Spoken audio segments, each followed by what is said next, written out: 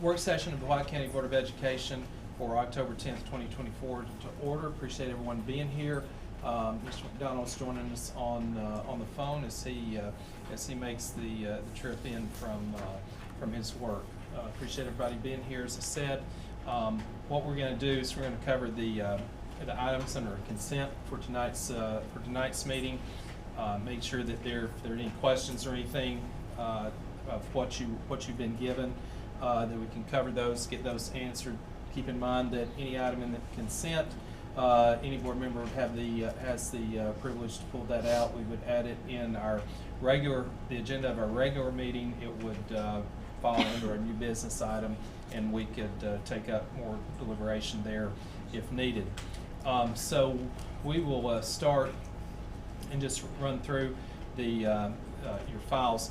I do want to say that Ms. Beverly Drumbarger is going to be here tonight to speak to us in our work session regarding the Aaron's Law curriculum. Aaron's Law is a new law that's passed by the state that we're going to have to implement some curriculum on. So she's going to speak to that. And so what we'll do is we'll go through our packet, and then we'll skip over that. I want to let her go last, so that way we hopefully will have ample time for her presentation, give us a chance to ask questions on that, and so we'll try to cover other items efficiently. So okay. Mr. Chairman, one request under that, whenever she starts talking, can you get her close to the microphone so I will be able to hear? Absolutely. We will hand her Mr. Drumbarger's phone. All right, thank you so much. Okay. All right, so we'll go through. First item is the approval of the minutes from our meetings held on September 12th, 2024. We had included in your packet were the minutes from our work session, also our full board meeting. Do we have any questions on any of those, any of the minutes from last month's meeting?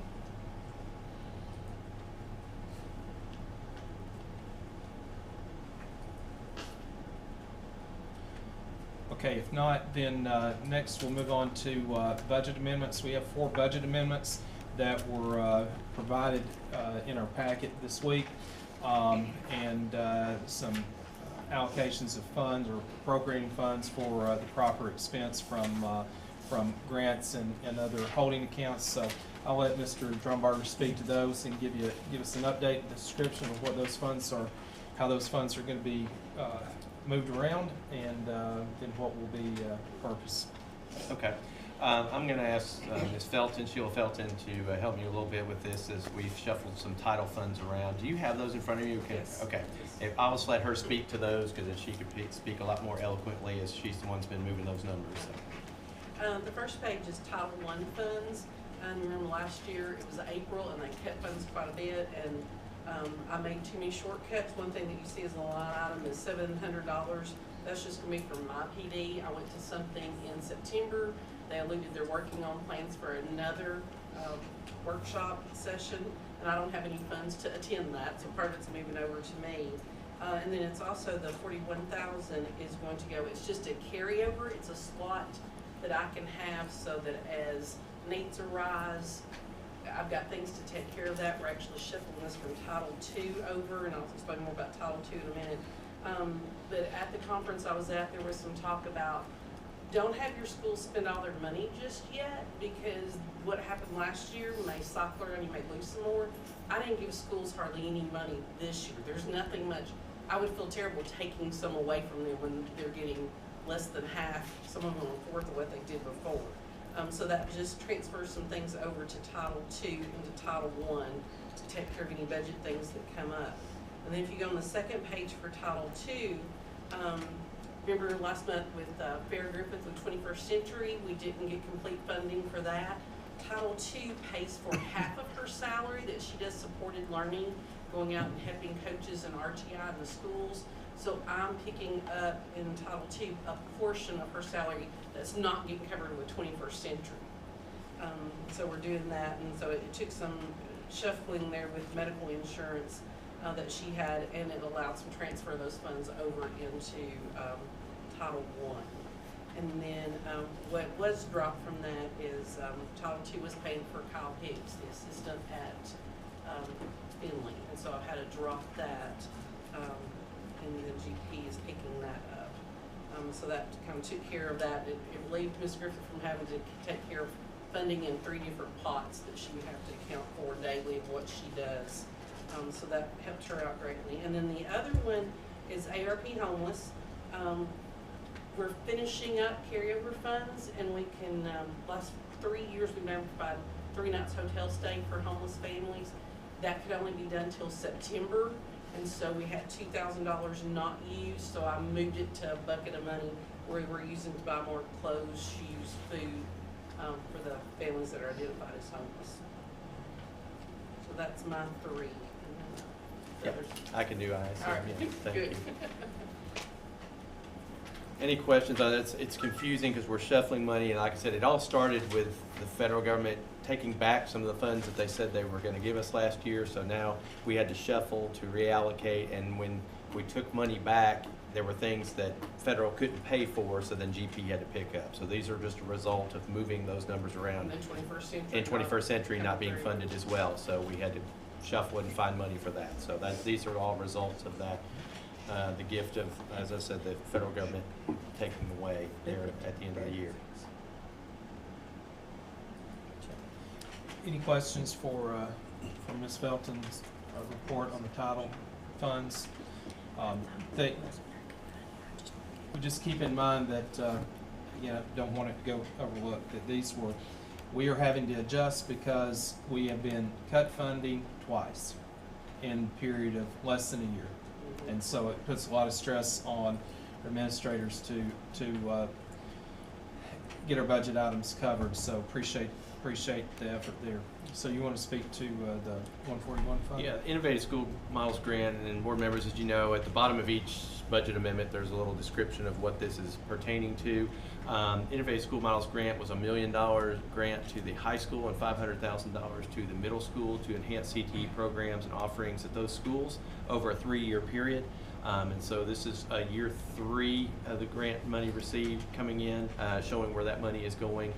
Expenditures at the top for teachers, in-service or staff development, some for equipment, bus drivers, building construction, and building improvements. And as you may recall from in the fall, I think, or maybe just a few months ago, the idea of the culinary arts kitchen, that didn't pass through the board, so we've pivoted at this point, and we're looking at a culinary improvement to the existing space in the academic wing of the high school. And so that's in planning stages right now. Architects and engineers are looking at that. Our plan is to enhance that space and make it as good as it can be with the existing funds and to stay within this budget. So that's where those monies are being spent for the ISM grant, and that's what this is depicting here in this budget amendment. So Mike, is that the 244,000? Is that what that's for? I believe there's actually some left out of the previous installment for that. Is that right, Mr. Gazelle? I think it was over 400,000 total for that, 450, somewhere in that ballpark. Okay. So there's more, but that's out of this particular installment Okay. for the building improvements. Thank you. And when it gets to that point, we'll bring forth a proposal before the board of what they're proposing to do with those funds Right. and with that space. So they would bring us plans. We review the plans. We know approximately what budget number is, and they will see what they come back with, and we know what we have to work with there. Yes, sir. Okay. All right. Other questions for budget amendment for Fund 141? Okay. Next in your packet is vacation holidays. We've had discussion on this last meeting. Have the information in here about adding President's Day to a paid support staff personnel. That being a holiday, so we would be adding them to the. This is a paid day for our support staff, and we have the total cost of this of of doing this would be an estimated cost of $25,934.57. And that's all inclusive for all support staff that would be covered under this. So, the reason why it's in our consent agenda is because this is typically where we address policy changes. So if this was one that wanted to have a discussion in our regular meeting, then we could pull this out. But otherwise, if there are no questions and no objections, if it goes through on the consent, then we would be approving that holiday, and then would be expected to come back and make the budget amendment adjustments to cover for that cost. So I'll give you opportunity to ask any questions on that.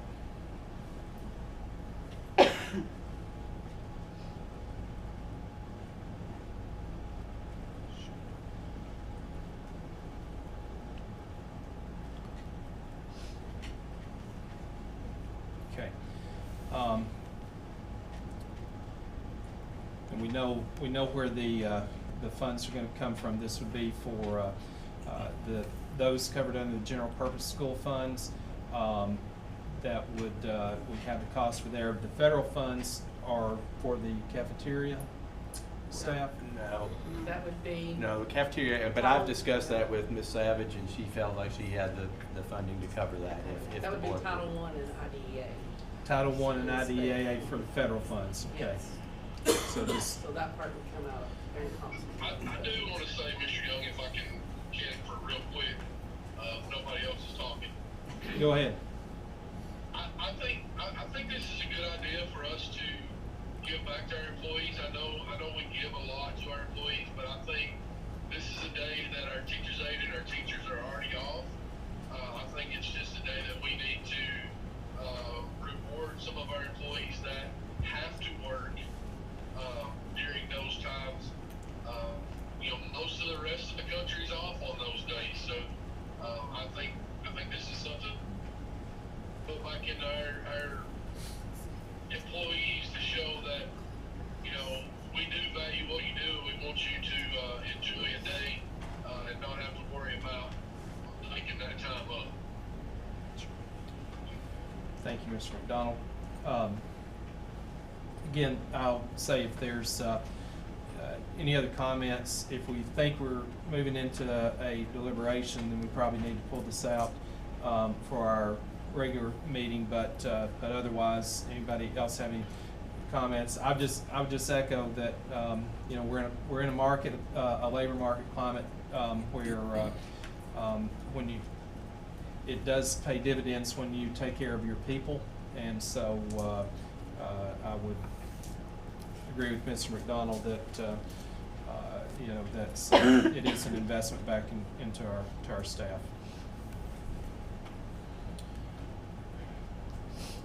All right, if there's no other comments, then this will go through and would be approved in our consent agenda unless there's any other objections. Okay, then we'll move on. Have a maintenance report for October.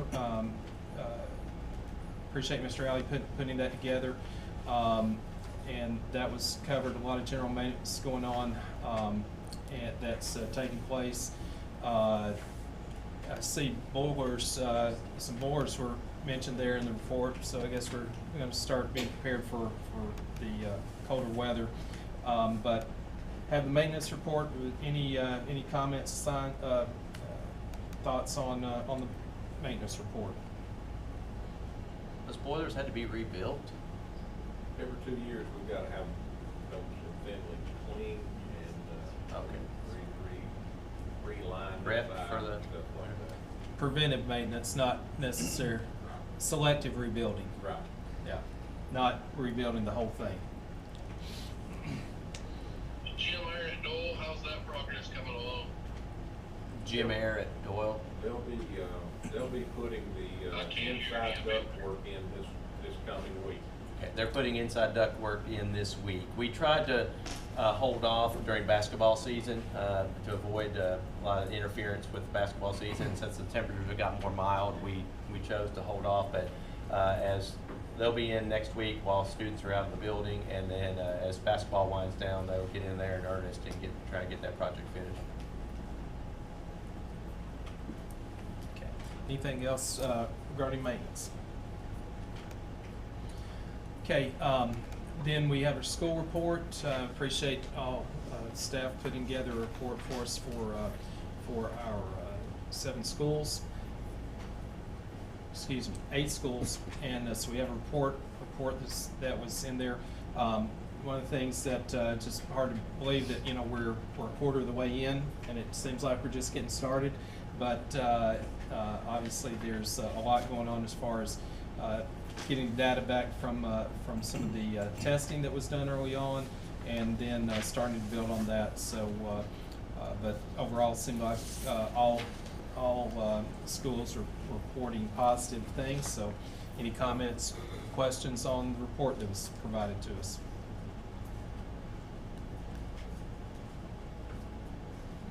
Okay. Then we'll move on to our budget report, and I think Mr. Smith has some information for us on that. Thank you, Mr. Young. I had the opportunity to visit with Mr. Markham, I think Tuesday of this week, just to learn more about the budget side of how things work within the county, within the school system. And I think everybody knows the value that he and his staff provide, not just to the school system, but the county at large. So I was very impressed with the conversation that we had, and he has outlined some things I'd like to share with the board and others. But revenues are on track with what we were looking at from last year. We received more other local revenues this year than we had anticipated, and that's due to receipt of several Family Resource Center donations, which are coded into this revenue category. Local taxes, both property and sales, along with the state of Tennessee, the TISA funding, are on track with the expectations that we have. For the expenditure side, salary and benefits are running consistent with last fiscal year on a percentage basis. Overall, salaries and benefits are up $278,000 from the same time last year, and this is due to the salary scale adjustments that were approved last year. Utilities are running higher this year as compared to the same time last year, seeing that the increase in electricity and water consumption. Water consumption is due higher to the extended dry weather we've recently had. And then capital outlay is down over the previous year because we had the softball hitting facility included in fiscal 24 numbers, as well as of September at $36,000. On the whole, running consistent with last year when taking into account some of the outlying transactions. Okay. Thank you, Mr. Smith. Any comments, questions regarding our budget report?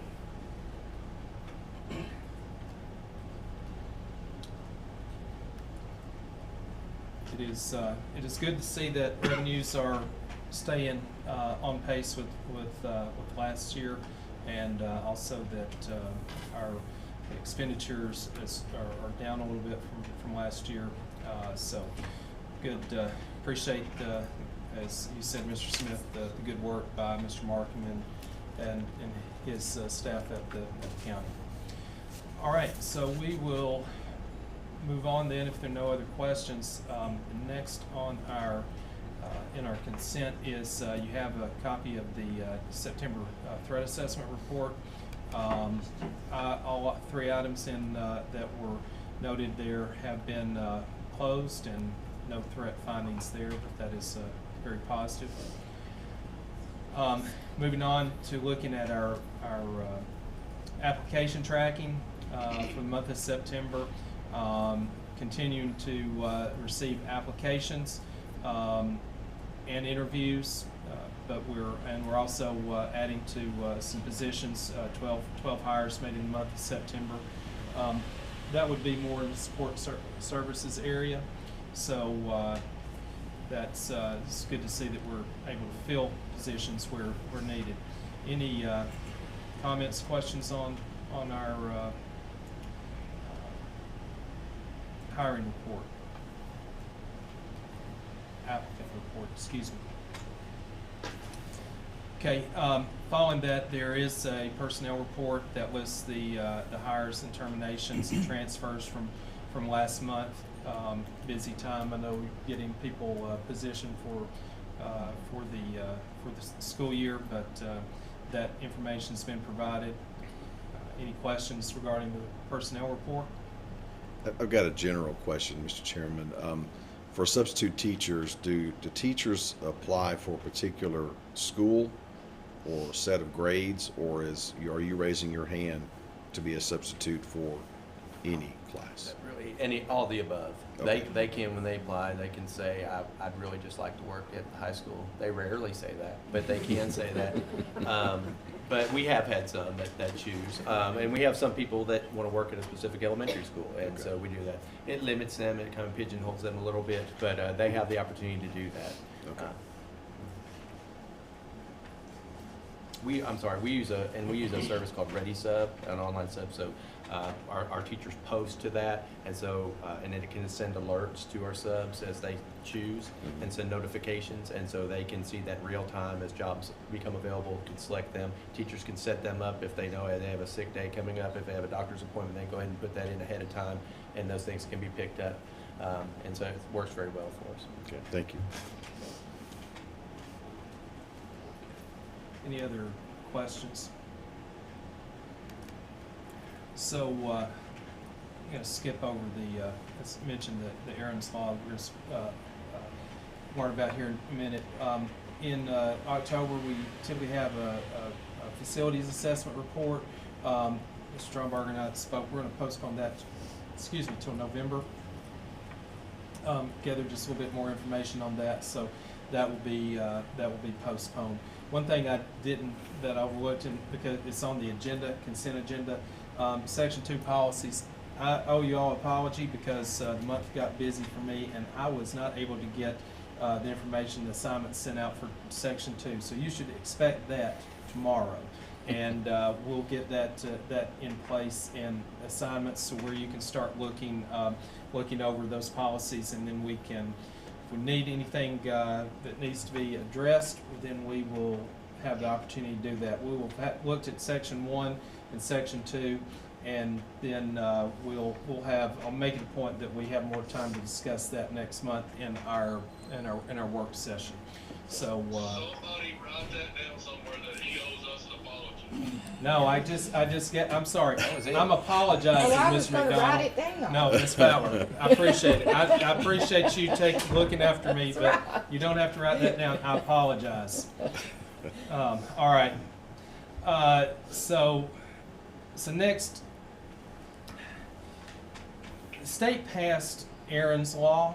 I think it was back last legislative session, and what that is going to do, that's going to require us to come up with a curriculum and implement this curriculum in the district for children's justice and child sexual abuse.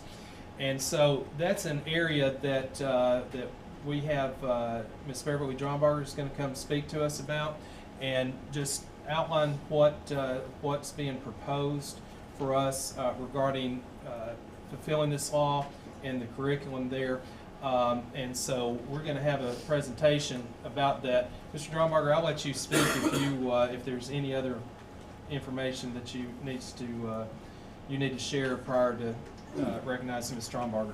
Thank you, Mr. Chairman. What I'd like to clarify, this law has actually been on the books since 2014, and we have been teaching this subject matter for some time, but through our monitoring process, we felt like we needed to enhance and streamline what we're doing and get it and just with more fidelity, I guess is what I would say. And so in those conversations, we looked at what other districts were doing and found that several districts around us were utilizing the Child Advocacy Center out of Cookeville, so that our teachers are not having to do this. And I want to steal Ms. Drumbarger's thunder, but we just want to do this better.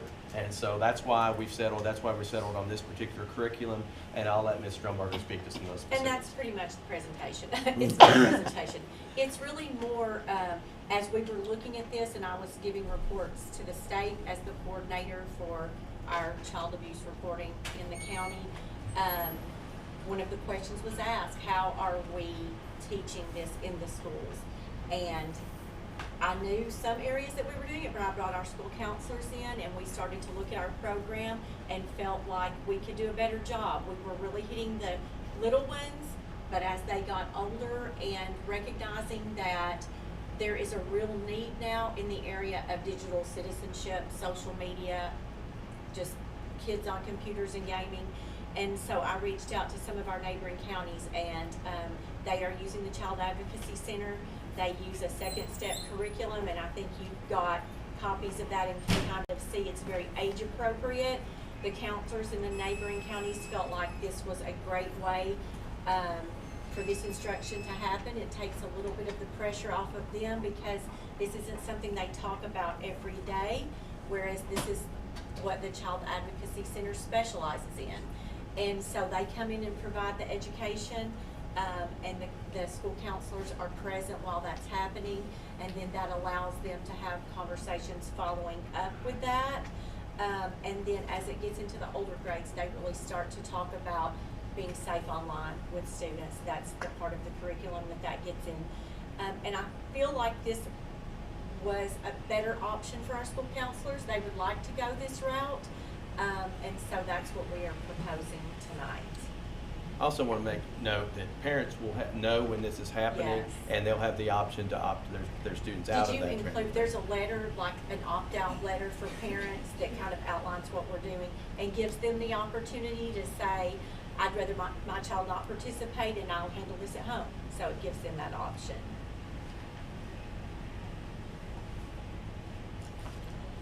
So, appreciate the clarification that this is staff recognizing that there's an area for improvement, and guess being a little bit more purposeful for this. And obviously, the world's changed a lot since 2014, Yes. and as far as providing people the option to get this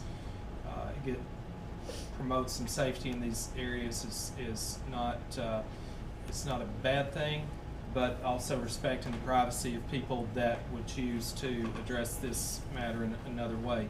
So, And this law is written to protect kids. It came from a place of a young lady who had been abused and wished that she had been more equipped to speak up, to know how to report, to know what was appropriate. And this is just giving children the opportunity to learn how to be safe and protect their bodies and to report, and how they can report that if they have been harmed. And part of the reevaluation came in, as Ms. Drumberger said, it's in our reporting to the state, but also in the number of referrals that we get, say, through our Stop It app and things. The vast majority of that we get through middle school and high school referrals are about social media. They're about ways that children are being, harassed online, or they're being, maybe I'll use the word bullied, but they're just being aggravated, harassed in a number of different ways, or upset.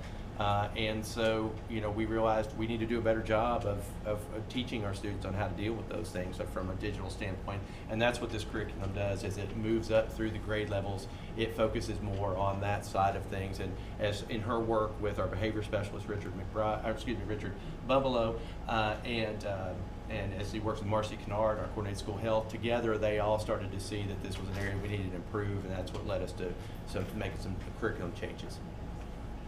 So do you see this like in a series of lessons? So is the that- Child Advocacy Center will come one time. Okay. And they will address each class individually. They feel like it works better in like the smaller class setting instead of addressing the whole grade all together at once. But they'll come once, and then the school counselors will have follow-up conversations to that, but they will actually teach the curriculum, the body safety curriculum. The Advocacy Center will. The Advocacy Center will. Okay. And the school counselors are doing some instruction in that area, but we just feel like we need to do a little bit more to meet that requirement and to keep kids safe.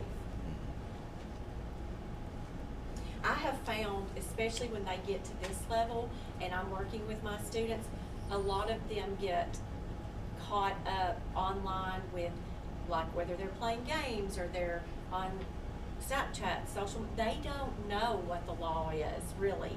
And so when you make them aware, you know, of like, you don't really know who this person is, and it's against the law for you to send a photo like this, and it's against the law for them to ask for it, it's eye-opening for them. And we feel like students need to be more aware of what that law is and why it exists, just to keep them safe.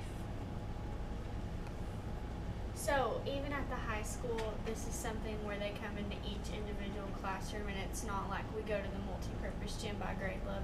So the high school at this time will not be getting this, but that's something we probably want to look at. Okay.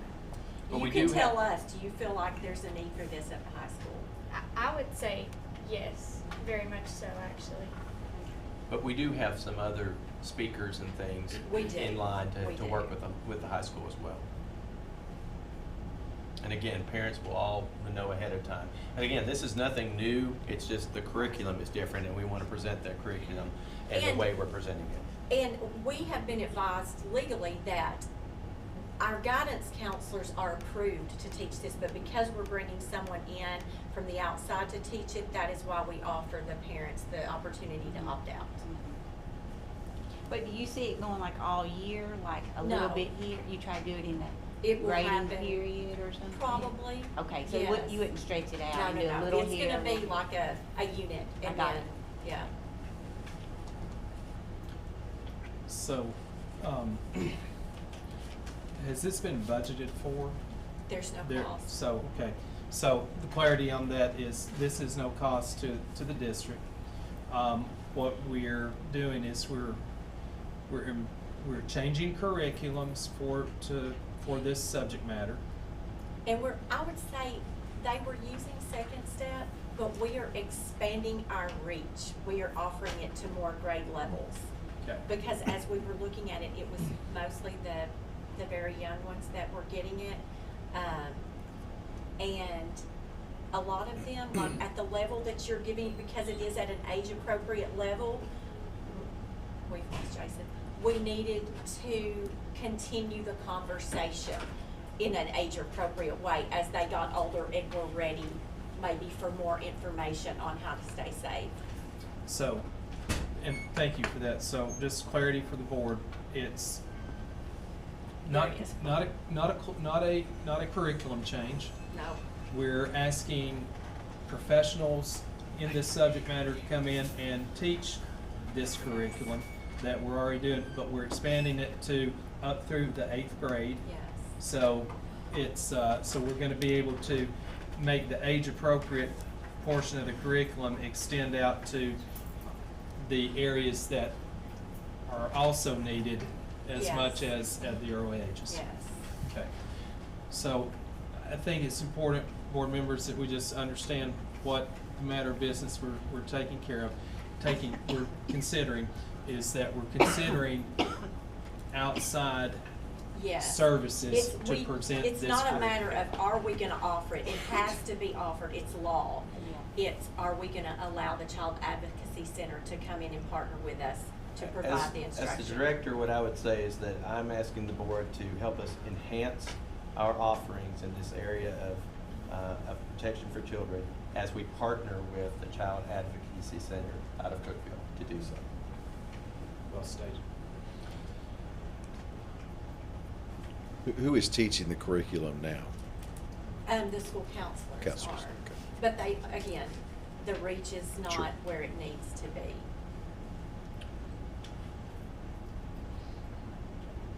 So, other questions, Mr. Stromberger or Mr. Stromberger?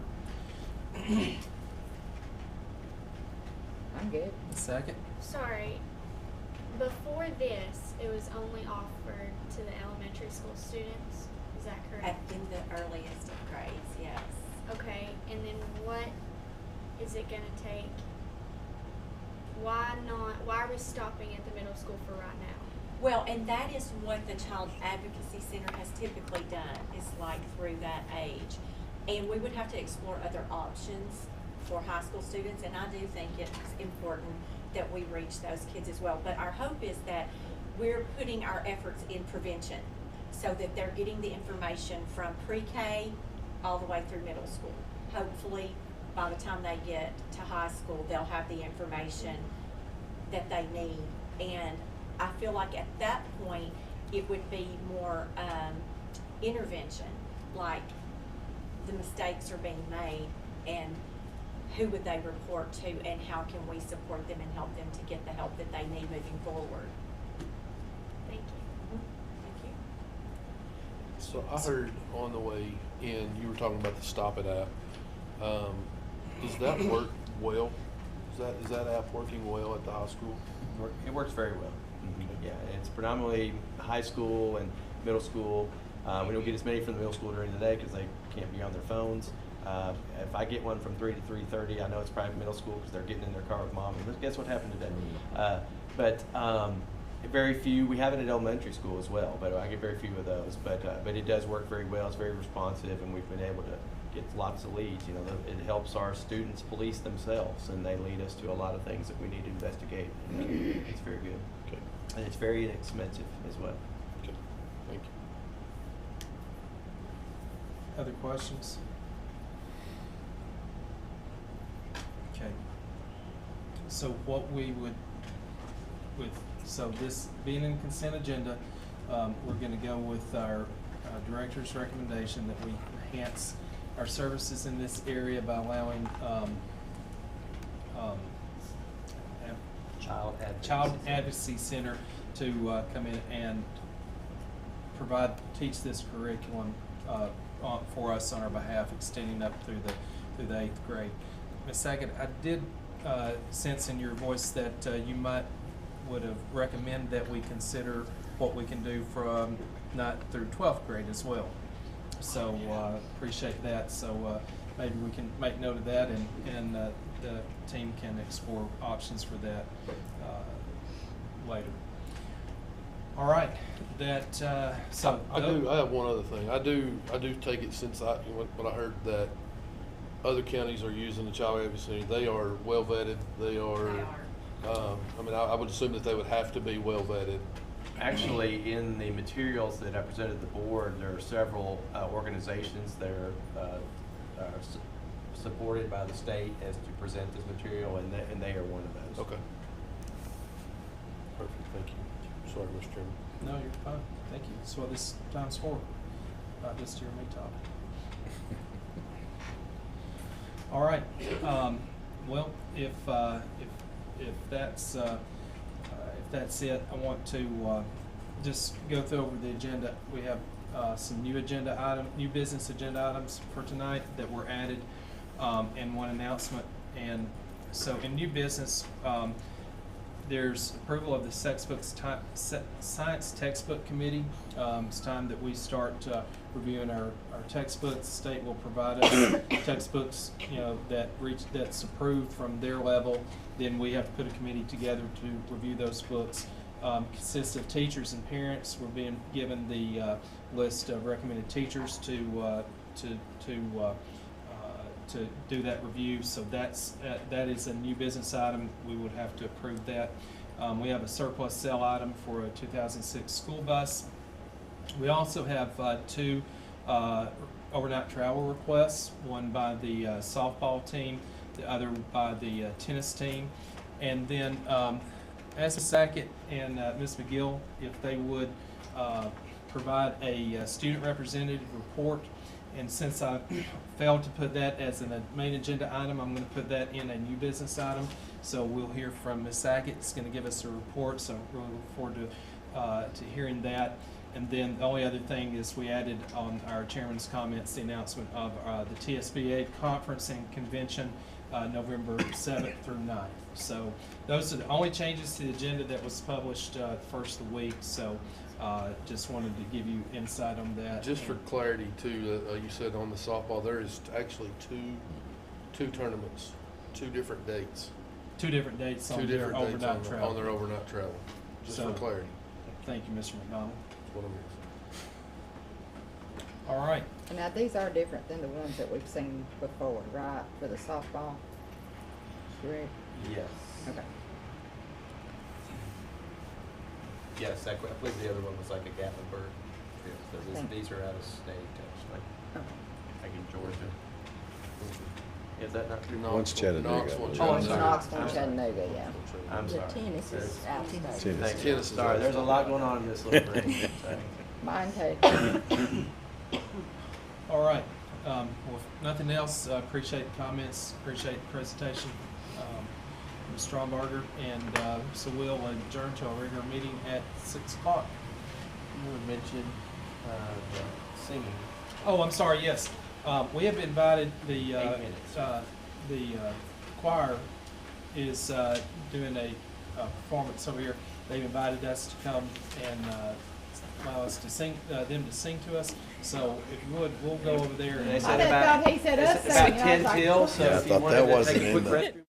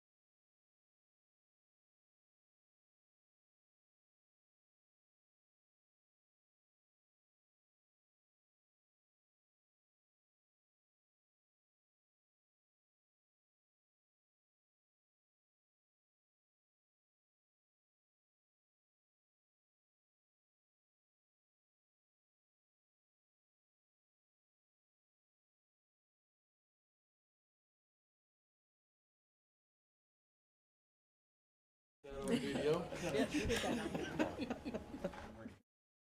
All right, I'd like to call the October 10th meeting, White County Board of Education to order. I'd like at this time to recognize Mr. McDonald, if he would lead us in the pledge to the flag. Everybody please stand. I think the flag is right over here. I pledge allegiance to the flag of the United States of America and to the republic for which it stands, one nation, under God, indivisible, with liberty and justice for all. Thank you, Mr. McDonald. Again, I'd like to welcome everyone that's here tonight for members of the public, staff. Special thanks to Mr. Murray and staff here for hosting us and the hospitality, allowing us to come and have our meeting here on your campus. Also, I'd like to thank Ms. Delt for making arrangements for us to hear a portion of the White County Middle School Choir's performance tonight, and appreciate her considering us and making arrangements in the time schedule so we could be a part of that. So thank them as well. Tennessee Code Annotated and Board Policy 1400 states that every meeting of the board is open to the public except where a law allows for closed session. The agenda of the board meetings are posted on the district's website at www.whitecoastschools.net at least 3 days prior to each meeting. Each meeting agenda by law includes an item reserved for public comment. A sign-up sheet is made available prior to the beginning of the regular meeting. Individuals who signed up prior to the start of the meeting to speak will be recognized in the order listed on the sign-up sheet at the point in the agenda designated for public comment. Board meetings are streamed with the help of Warren Media for live or recorded viewing. Links are provided on the district's website. Attending and or speaking during tonight's meeting implies consent for comments and appearances to be used in that format. Tonight's meeting agenda covers a variety of administrative tasks for the board, along with a special presentation and special recognition by Mr. Murray. So with that being said, this time I'd like to ask board members, fourth agenda item is disclosure of conflicts of interest. So if any board member has a conflict of interest on the proposed items for agenda tonight, please let it be known at this time. Mr. Chairman, as I do each and every month, no conflict of interest on the agenda tonight, but just for public record, my wife is a teacher in the system, and just know that the viewpoints that I will express here tonight will be those of my own and have no bearing on what of her, or it's just for the best interest of the White County schools, the students and staff. Thank you, Mr. McDonald. Mr. Chairman, much like Mr. McDonald, my wife is also an employee of the White County High School. The views that I will espouse tonight and my thoughts are mine and mine alone. Thank you, Mr. Smith. Mr. Chairman, my husband is an employee of the district, but my opinions are my own. All right. Thank you, Ms. Officer. So, Ms. Sims, please let the minutes reflect that Mr. McDonald, Mr. Smith, and Ms. Officer all stated they have employees that work in the district, but nothing on tonight's agenda constitutes a conflict for them. So at this time, we have the agenda for tonight's meeting is before you with with new business items that have been added covered in our new business section. Approval of the Science Textbook Committee, approval of sale of a surplus item, approval of softball overnight travel, approval of White County tennis team overnight travel and out-of-state travel, and then we also have a our student representative report that has been added under new business items. Other than those changes, no other items, modifications have been made from what was published on Monday. So at this time, I would consider a motion for approval of the agenda for tonight's meeting. So moved. Motion by Mr. Smith. Do I have a second? Second. Second by Ms. Officer. Discussion? Okay, hearing none, all those in favor signify by saying aye. Aye. Opposed? Motion passes. Next is consent item. These items were reviewed in our work session prior to our meeting, our regular meeting, and all of these, the items under consent were approved, were not considered for discussion and deliberation. Had unanimous consent for these to approve in this part of our agenda. So those items were approval of minutes held from our September meeting. We had budget amendments and transfers. There was a policy report which included the addition of the President's Day, adding President's Day to our vacation day policy 5310 for support staff. We'll be reviewing Section 2 policies this month, and we had our maintenance report, school budget report, T&L report, our monthly threat assessment reports, our personnel reports, a change in our expansion of our curriculum for Aaron's Law per our director's recommendation, and our assessment of facilities that's been postponed to November. So those were our consent agenda items. So considering those are consent, we will not need a motion or a second. This time we will vote for approval on those items. Can I ask one question? Yes, sir. On the policy report, I know we were changing the President's Day to a vacation day on policy 5310. Does that need to be first reading, or does that need to be, or can we forego second reading? I would recommend that we do a second reading on that next month. We'll consider this first reading. So thank you for bringing that to our attention. So for clarification, the change modification of policy 5310 will be a first reading, and that will also show up on consent item for next month's agenda. Okay, so any other discussion on our consent? Okay, all those in favor signify by saying aye. Aye. Opposed? So consent passes. Next, I'd like to recognize Mr. Murray, principal here at the White County Middle School. Mr. Murray is going to have a presentation for School Health Heroes. So, Mr. Murray. Thank you. Appreciate the opportunity to recognize some of our health heroes here today. School is made up of a lot of components, and our school couldn't run without, we're going to recognize 4, but only 2 could be here today, but our school couldn't run without 1, our school nurse, and 3, our counselors. Our school nurse takes care of the physical needs of our students, and with a focus on getting them back to class. So she sees more patients in a day than probably Fast-Paced does, but she makes a fraction of the money. But we are glad to have her here, and wouldn't know where we would be without her. So Nurse Sharon, if you'll come on up. We don't buy, I promise. We don't. Yeah, there. Miss Kim. Miss Kim. Turn right there. Smile. We got pictures over there. Thank you so much. Thank you.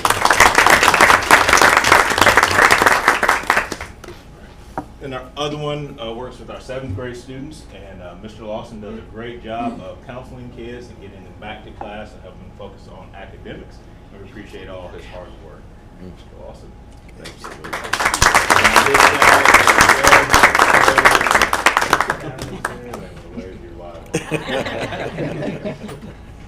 And so our other 2 were Miss Madison Evans, she's not here today, and then Miss April Taylor, 6th and 8th grade counselors, respectively. So we thank them all, and I'll give you take both. Yeah. Awesome. Thank you. Appreciate it. Thank you. Thank you, Mr. Murray. All right, appreciate the recommendation. Appreciate for those supporting our students here at the middle school in health and counseling. So thank you. So next item on our agenda is our district update. Mr. Drumbar. Thank you, Mr. Chairman. I'll give a brief director's report from the district. Personnel reports are in your folders. You see the employment transactions for the month. We are fully staffed at this time, although we could use some more bus drivers. So if you have a good, clean driving record, and that's about all we need is a good, clean record, and we'll help you. We'll pay for your CDL. We actually are down 1 bus route tomorrow afternoon. We sent out a notice that bus 7 will not run tomorrow afternoon, so hopefully those parents can make arrangements to get students home tomorrow. We have some illnesses and surgeries and some things with our bus drivers, and we've never been in that position before, so we really could use some bus drivers if folks are interested. Academically, we met and exceeded many of our academic goals last year according to our TISA funding plan. We'll speak about that a little bit later. Our investments in our new programs and our talented teachers are paying off, so we're proud of many of the academic gains that we've shown this past year. Health-wise, 5 of our Move to Stand students at WCHS have, 5 of these students have been selected to attend the statewide School Health Advisory Council meeting on October 22nd at MTSU.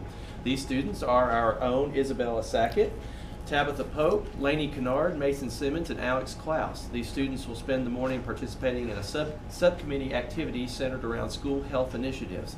And in the afternoon, the students will be part of a student panel discussing health needs and disparities across the state of Tennessee. So congratulations. As far as safety is concerned, the lock projects continue at several of the schools. Some schools are already finished and others are underway. We continue to meet monthly with our local school administrators and our local first responders to improve our safety plans and protocols. And we will be using some of our scheduled professional development time in November to focus on safety with our faculty and staff. Financially, our administrators are carefully watching enrollment numbers as each student generates a specific dollar amount for districts under the TISA funding plan. These numbers are reported monthly to the TDOE, and this data is used in the funding calculations for our district. Our enrollment numbers are trending downward, although not dramatically. At this time, however, we estimate there are a little over 800 students in our district that are homeschooled. So it's something that's changed over the years, and we're seeing more and more of, and we certainly support families that want to do that. But it does have an impact on our enrollment numbers in our public schools. Athletics, just today, the TSSAA has come out with new sports classifications for the fiscal year 25 through 27. Football will still be in Class 4A by 1 student. We are now the largest 4A school in the state. So Nice. as those cutoffs change, so it ebbs and flows. I remember several years ago at 1107 we were 7 over. So those numbers change. So I think it says enrollments are down across the state in public ed. But nevertheless, the only sports that were affected were golf and tennis will actually move down in classification. But all the other sports will remain the same. Building projects, architects are working on designs for the remodel of the current culinary arts classroom at White County High School. They're also in the initial stages of the Doyle Classroom Edition drawings. Fall break is coming up next week, October 14th through 18th. We wish the entire White County school community a fun, restful, and safe break from school. And at this point, that completes the director's report. I'll be glad to answer any questions that you have. Any questions for our director?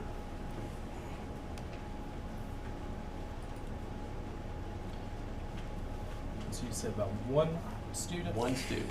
We are 1 student. We were, several years ago, in the last classification, well, 2 classifications ago actually, we were 1107, and the cutoff was 1100, but now the cutoff is 1042. That's what they're showing us. And they're actually pulling our monthly TISA reports from the TDOE is where they're getting those numbers. So we have some theories.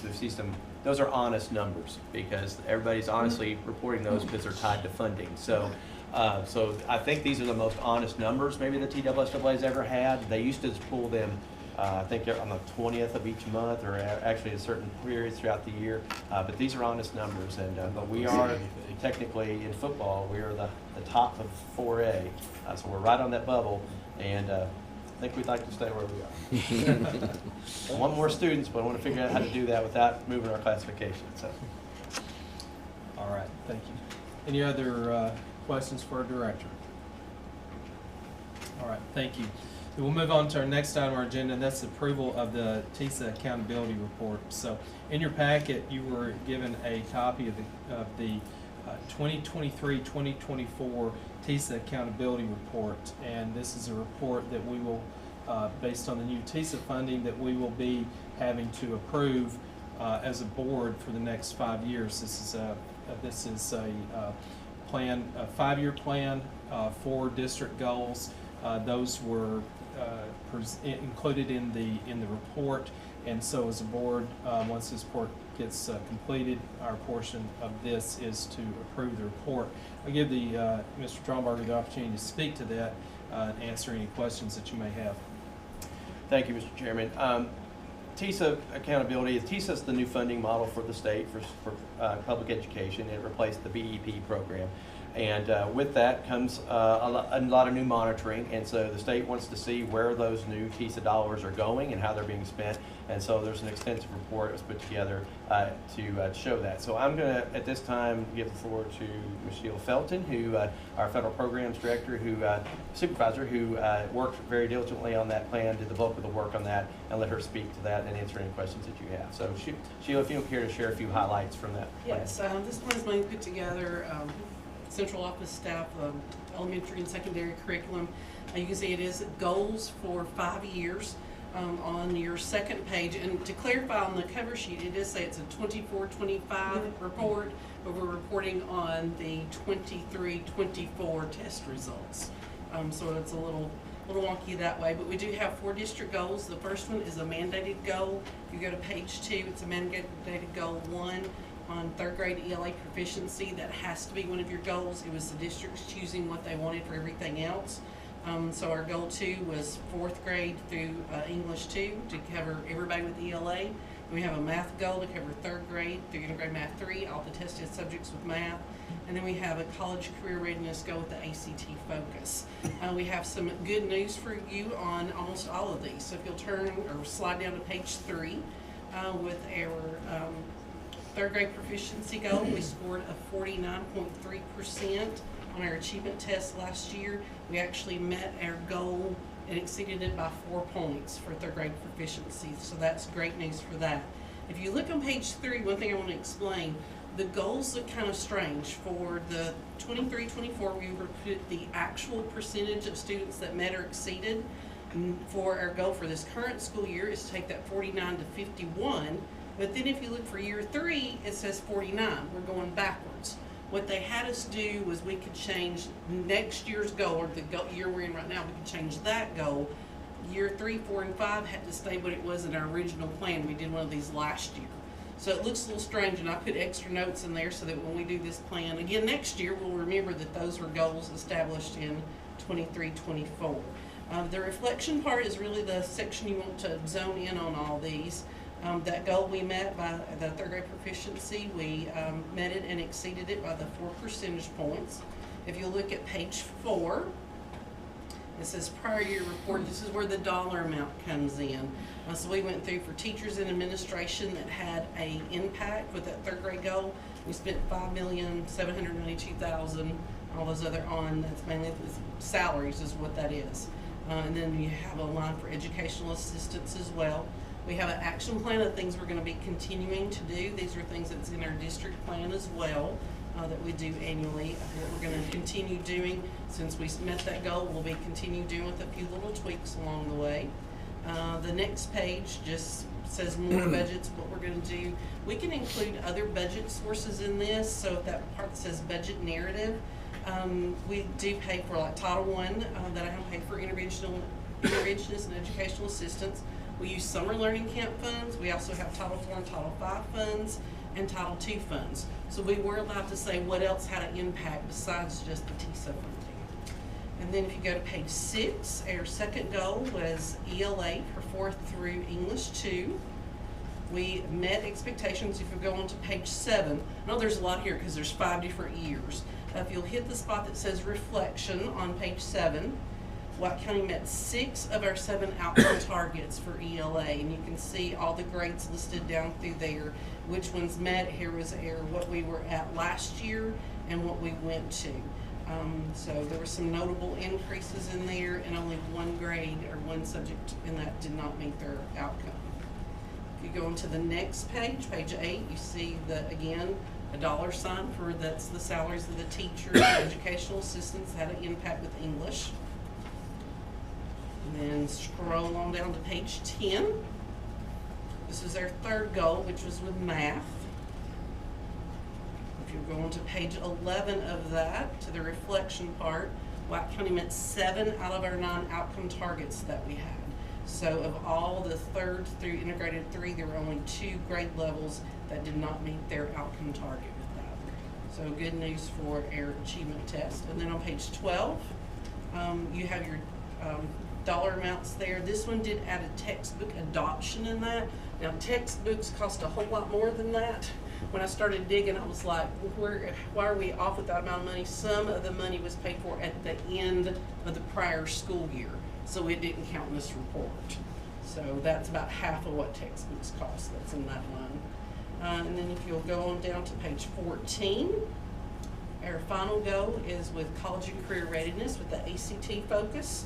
This is with ready graduates and students scoring higher than 21 on ACT, and the reflection is right there underneath the 5 years, and we've met both of those targets. So great news academically when you look at all of this together. It's a funding report, but we look at it more so it's an academic report of how well we're doing with their classrooms and meeting those standards and the students learning what they need to learn. Any questions? I know that's a lot. I want to give you the academic highlights. The dollar amount, that was just a one-line item. This is up for public review. It's on the district website. It's on social media. It's on all the schools' websites, or will be soon. It'll be up for comment for a couple of weeks. We do have to report this to the state along with the minutes of this board meeting to say that you've approved it and any responses to public comments. So that's all of it in a nutshell. All right, so board members, it's our opportunity to ask questions, Ms. Felton, Mr. Drumbarger, about this report. For those of you that are new to the board, guess what? This is the first time we've seen anything like this as well, so we're all going to be going through this journey together. But Mr. McDonald, I can't say that I've ever recalled seeing a report like this in the past, but I think this is a new reality for us. And I've not seen this in my 9 years to this point. It's not. Well, been I haven't something- seen anything, I think, that I recall that mirrors this from that. I think accountability for public entities is important, and so it's tying back the monies and the results. But it's this is a lot of work, and and so thanks to staff for being able to report the actuals and have that data in front of us. Do you find it interesting that for the goals that were set, that you go 3rd, 4th, 5th grade, even 6th grade, that you see the numbers and the results are a little bit higher, and then you see it starts dropping off 7th and 8th grade, 9th grade, and then it starts picking back up. That's something educators have to fight yearly, right? Yes. It's across the state. Yeah, across the state. Yeah, we're not in the minority on that. Yeah, it's just reality, right? Yes.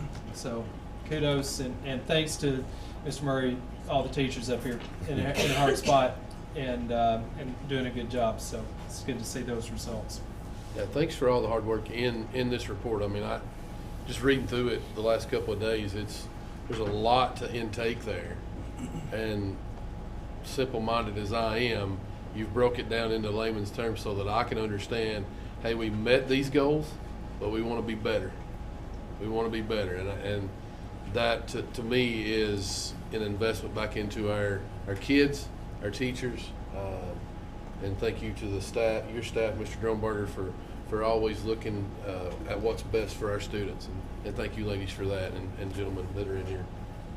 So do you think going forward in this report that they'll start having us look at our 5-year plan and see progress year over year? Don't know. It's always a surprise. Yeah, but this template is what you were provided by the state, Yes, correct? they provided this last year and again this year with some additional. Last year we didn't have money amounts because it was the first year. So this year the money amounts are added to it. So this was last year's budget provided by the Yes. state, and this is how it was spent Mhm. for those goal areas. And then last year's achievement test goals. So you got the achievement and what it costs. So, Yep. Okay. All right. Good. So any other questions for Ms. Felton, Mr. Smith? Again, thank you for that presentation. Goal statement 1 gives the different percentages for the scores, but it also says district will continue to pursue the goal of 70% in future years. Yes. Can you give some context around that? That's a requirement on the front page. That was a state requirement. What they would like everyone in the state to reach is 70% of your 3rd graders be proficient. Gotcha. Okay. So we could say, if you were below that, you could set your own goals. So we want to work toward that. I see. But, you know, when we started off at 44%, 70 is far out there. So we take little steps and get there. Fair enough. Thank you. That's a great question. That would lead, another question on goal statement 2. Were those numbers set by the state as well? No, those are set by Those are us. set, so Yeah. it was only the 3rd grade reading proficiency that was set by the state. Mhm. And so anything else was district goals. Right, the state mandated goal 1 for 3rd grade proficiency. The rest of the goals was up to each district. So every district could have different goals. So goal 1 would be where you had your conversation with Mr. Sapicki at the legislative. Yeah, and then that's the focus of Goal 1 is because all the emphasis on 3rd grade proficiency and 3rd and 4th grade and proficiency. So that's where that came from. Do you have a question? I do. If the goal is not met, do they require an action to be Yeah, there are taken? action steps for the next year. Yeah. There was that action plan, Uh-huh. if you wanted to change anything, but since we met most of ours, there might be a little tweaking per those Not grade much. levels. But That's good. basically continue on what we have, because it's been working. So Good. thank a teacher when you see them for their work Yes. to go, because it Thank takes everyone. That's great. So I want to reflect back just a few years when Ms. Crouch was still director of schools.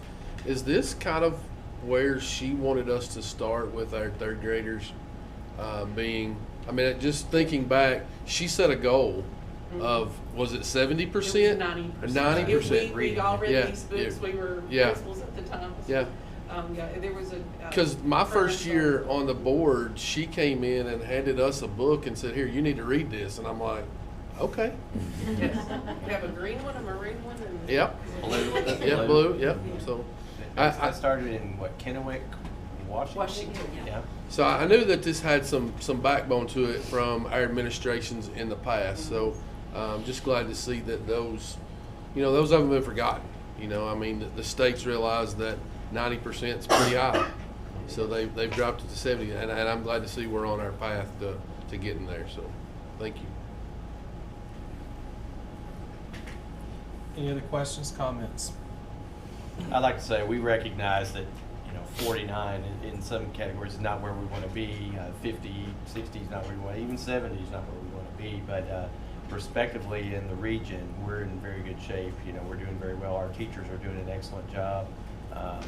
We're making great strides. Like I said, the vast majority of our goals were met or exceeded. And so lots of room to grow. We recognize that, but comparatively, we're doing very well. You can be proud of the work that our teachers and administrators are doing. Other comments, questions? Final point.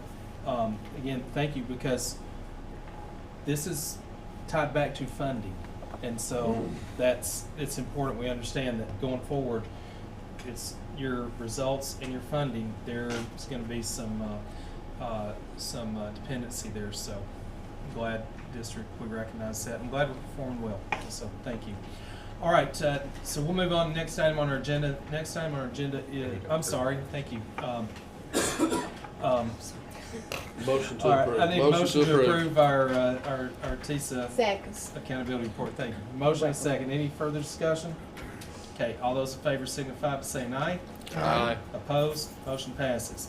Next item on our agenda is public comment per policy 1404. There is no one that has asked to be recognized to speak to any agenda item or speak to the board about item concerning our district tonight. So that moves us on to new business item. So new business item, we have 4 items from board that we will take action on, and we have our newest agenda item that will become a staple for the meetings going forward is our student representative report. So first we state this is year we will have to adopt new science textbooks, and part of that process is we form a textbook committee to review those books made up of teachers, and there will be a point in time which we will also then include parents to these committees as well. But Mr. Drumbarger, if you could speak to that and what we need to do tonight to fill Dr. this. Butcher, do you want to speak to that list that you've compiled? This is just the first step, just making sure that we have approval of the committee. We do not actually have a final list of the approved curriculum pieces yet, but we do anticipate that coming towards the beginning part of November, so we wanted to make sure that we had the committee approved at this time, so that as soon as we have materials available, we'll be able to move forward with that process. Okay, great. So those individuals to review those are listed in your packet. Any other questions on the teachers that, or the committees that have been suggested? Okay, if not, then I'd entertain a motion approval of the science textbook committees as presented. So moved. Motion by Mr. Smith. Do you have a second? Second. Second by Ms. Douglas. Any other discussion? Okay, hearing none. All those in favor signify by saying aye. Aye. Opposed? Motion passes. Next item on our agenda is the approval of a surplus item sale. That's a 2006 school bus, and that's been pulled from service as it has reached its age expiration. That was presented in your packet, Thomas School Bus, and it is currently at Bus Garage. So we would approve that surplus item for sale. That would go through online govbid.com for bidding on that surplus item. So at this time, I would entertain a motion for approval of this surplus item. Motion to approve. Motion by Mr. McDonald. Do I have a second? Second. Second by Ms. Stone. Any further discussion? Okay, hearing none. All those in favor signify by saying aye. Aye. Opposed? Motion passes. Next item on our agenda is we've been asked to approve two overnight travel trips for the White County softball team. Those will take place in April. One of the trip locations is Knoxville, Tennessee. The other trip location is in March, and that is in Chattanooga. And those have signatures of the teacher, the principal, and the directors for both of those. So this time I would entertain a motion for approval of the softball overnight travel request. So moved. Motion by Mr. McDonald. Have a second? Second. Second by Ms. Fowler. Any discussion? Okay, hearing none. All those in favor signify by saying aye. Aye. Opposed? Motion passes. Next travel request is the approving of White County High School tennis overnight travel and out-of-state travel. That item travel request was submitted today by Coach Wiles. This travel is going to be the team will be traveling to Georgia. They will not be participating in a tournament. They will be assisting as volunteers to the USTA Adult National Wheelchair Tennis Championship. So this will be a volunteer service experience that these students will be getting.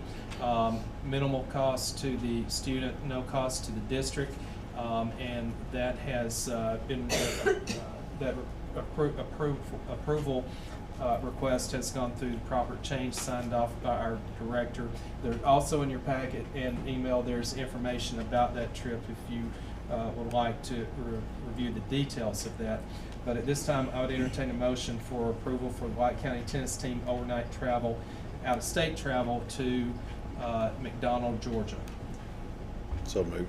Motion by Mr. Smith. Do I have a second? I'll second it. Second by Ms. Stone. Any discussion? Just for a point, just to make it known, I've traveled with Coach Wiles on a volunteer effort when the hurricane hit in Panama City, and promise you he will take care of those students. There will be very minimal cost, like he's provided. He will find them somewhere to sleep at no cost, and it'll be something those kids will never forget. Me as an adult, I've not forgot traveling to do hurricane relief with the baseball team in 2018? Was it 17 or 18? Around this same time, and it was a life-changing event, and I'll say those kids will never forget it. So, yeah, I support this 100%. I will say Coach Wiles apologized for the short notice. They just got a call and had the opportunity, and if it had not been approved tonight, they wouldn't have time to get it approved before the event. So. All right. Any other discussion? Okay, I have a motion and a second.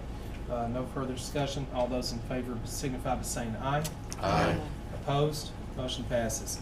Next item on our agenda is our student representative report. So I'd like to recognize Ms. Sackett. Thank you, Mr. Chairman. So me and Ms. McGill, who cannot be here tonight, wrote something up kind of about what's going on in our high school. So I'm going to go ahead and read that. We picked one team and one club, and then wanted to talk about our monthly warriors as well. So students at White County High School go above and beyond each and every day, and teachers are given the opportunity to nominate students each month that they feel apply themselves in class, show respect to our staff, uplift their classmates, and above all are exemplifying what it looks like to be a White County Warrior. The students who are given the honor of being this month's monthly warriors are Michael Burks, Lily Caldwell, Noah Cope, Alexis Farley, Nathaniel Griffin, Summer Phillips, Kayla Shepard, and Harley Young. So congratulations to our monthly warriors. And we also wanted to take a minute to congratulate the 24-25 White County High School tennis team. The boys selections for the team are Ben Brogdon, Jackson Birch, Jet Juilliard, Charlie Durfee, John Durfee, James Frady, Solomon Hawkins, Connor Liner, Jagger Osborne, Bryson Samuels, Mason Simmons, Roan Wharton, Ethan Wiles, and Gabriel Wiles. The ladies' selections are Sadie Benningfield, Lorelei Bolden, Lily Caldwell, Olivia Davis, Victoria Davis, Olivia Flamino, Ansley Goff, Geneva Hare, Valerie Hope, Amber Marcato, Tegan Rittenberry, Avi Rose, Isabella Sackett, Brianna Stone, Marion Swindle, and Miley Womack. Ms. Hawkins says that we are excited for the new tennis season, meeting and working with the new athletes and preparing for success. Joy was super excited to be able to write about the book club, and she wrote that book club is completely started and student-led by senior Shane Barnes.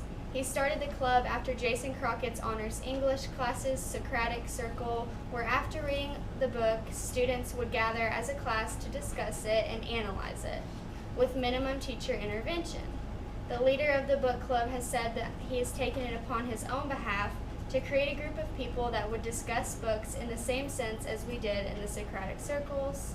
I've been very passionate about getting people to think about the bigger picture, not only when it comes to reading books, but also in their day-to-day lives.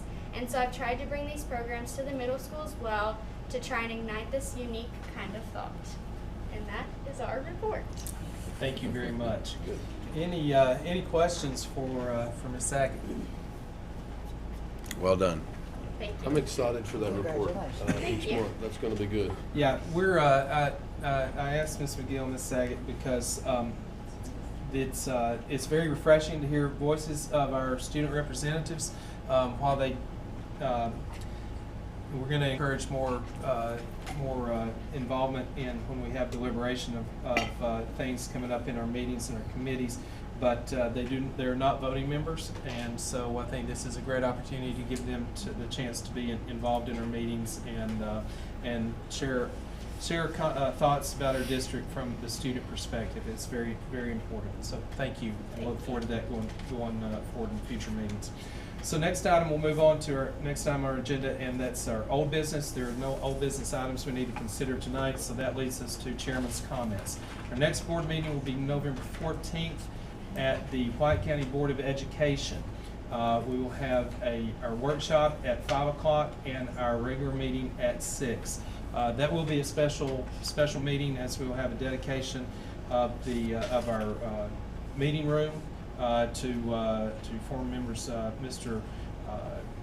Richard McBride and Mr. Kenneth Robinson, and then we will also be recognizing former board members from past term and thank them for their service as well.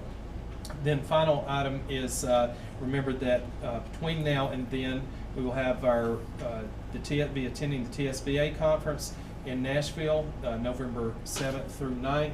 Our arrangements have been made. You have a packet with information about the leadership conference that will be part of that, and we will all meet in Nashville in November. So those are the chairman's comments. So that brings us to adjournment. This time I'd entertain a motion for adjournment. So moved. Motion, Second. Mr. McDonald, second, Ms. Fowler. All those in favor?